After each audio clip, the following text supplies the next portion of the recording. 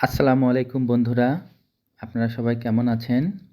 আশা করি আল্লাহর রহমতে সবাই ভালো আছেন। আজ আমি আপনাদের সাথে কথা বলবো রেইন লিলি নিয়ে। এই রেইন লিলি গাছ সাধারণত খুব কম পরিচর্যা করার একটি গাছ। একবার লাগালে আর তেমন কোনো পরিচর্যা করতে হয় না। এই গাছটি সূর্যের আলো এবং বৃষ্টির পানি খুব পছন্দ করে।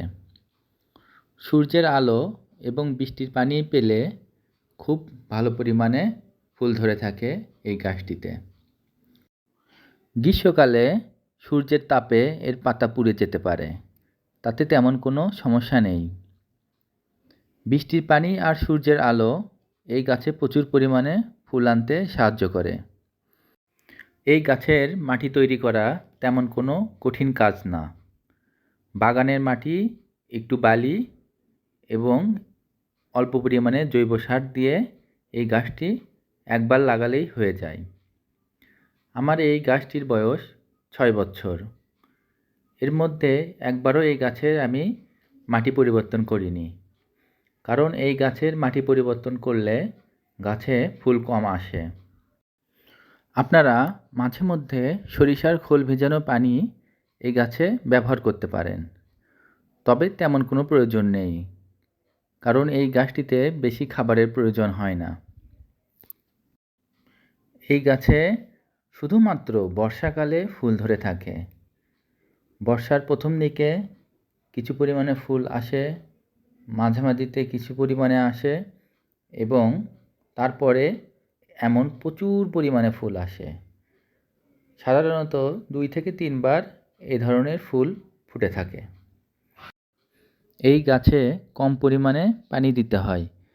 গাছের গোড়াতে কোনোভাবেই পানি আটকে রাখা যাবে না, কারণ গাছের গোড়াতে যদি পানি জমে থাকে তাহলে এই গাছের গোড়া পচে যায় এবং গাছ মারা যায়। এই জন্য গাছে খুব অল্প পরিমাণে পানি দিতে হয়। এই গাছের ফুল থেকে যে বীজটা তৈরি হয়, ওই বীজ থেকে সাধারণত বংশবৃদ্ধি হয় না। এই গাছের বংশবৃদ্ধি হয় গাছের গোড়াতে পেঁয়াজের মতো ছোট ছোট কন্দ হয়। এই কন্দ থেকেই এই গাছ বংশবৃদ্ধি করে থাকে। পেঁয়াজের মতো কন্দগুলো 2-1টা করে উঠায়া বিভিন্ন জায়গায় রোপণ করলে ওইখান থেকে পরবর্তীতে এই রকম থোকায় পরিণত হয়। আপনি চাইলে আপনার বাগানে যদি অনেক জায়গা থাকে, বাগানের সাইড দিয়ে এই গাছগুলি পর্যায়ক্রমে লাগাতে পারেন এবং বিভিন্ন ডিজাইন করে এই গাছগুলি লাগাতে পারেন। তাতে কি হবে, বর্ষাকালে যখন ফুল ফুটবে আপনার বাগানকে আরও অনেক সুন্দর দেখাবে এবং আপনার বাগানের সৌন্দর্য এই গাছ বৃদ্ধি করবে। আর সাধারণত গ্রীষ্মকালে বা সাধারণ সময় ঘাসের ন্যায় এই গাছগুলির এই বাগানের সাইড দিয়ে সৌন্দর্য বৃদ্ধি করবে।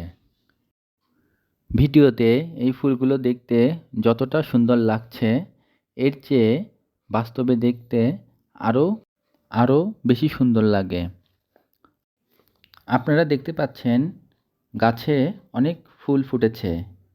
এই ফুলটা আসার কারণ হচ্ছে কয়েকদিন ধরে আমার এখানে অনেক বৃষ্টি হচ্ছে। আপনারা দেখবেন যখন বৃষ্টি হবে তখন খুব তাড়াতাড়ি এই গাছে ফুল চলে আসে। এই রেইন লিলি বিভিন্ন রকম রঙের হয়ে থাকে। আমার কাছে এই পিঙ্ক কালারটাই রয়েছে। এছাড়া সাদা এবং হলুদ বর্ণের পাওয়া যায়। আমি এই 6 বছরে আজ পর্যন্ত এই গাছে কোনো কীটনাশক ব্যবহার করিনি, কারণ এই গাছে আজ পর্যন্ত কোনো পোকার আক্রমণ হয়নি। এই জন্য কীটনাশক ব্যবহার করার প্রয়োজন পড়েনি। আপনারা অযত্নে অবহেলায় যদি কোনো গাছ লালন পালন করতে চান, তাহলে এই রেইন লিলি গাছ আপনারা সেভাবে লালন পালন করতে পারেন, কারণ এই গাছে কোনো প্রকার পরিচর্যার প্রয়োজনই হয় না। আমি কখনো কোনো পরিচর্যাই করিনি। সাধারণত আমাদের দেশে এই রেইন লিলি 3টা রঙের পাওয়া যায়: সাদা, হলুদ এবং গোলাপি রং। আমার কাছে এই গোলাপি রংটাই বেশি সুন্দর লাগে।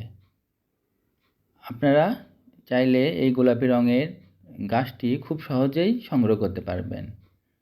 সাদা এবং হলুদ ওইগুলোও পাওয়া যায়, তবে গোলাপির মতো এত অ্যাভেলেবল ওইগুলো পাওয়া যায় না।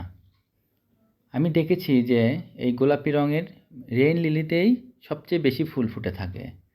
সাদা এবং হলুদে এত পরিমাণে ফুল ধরে না।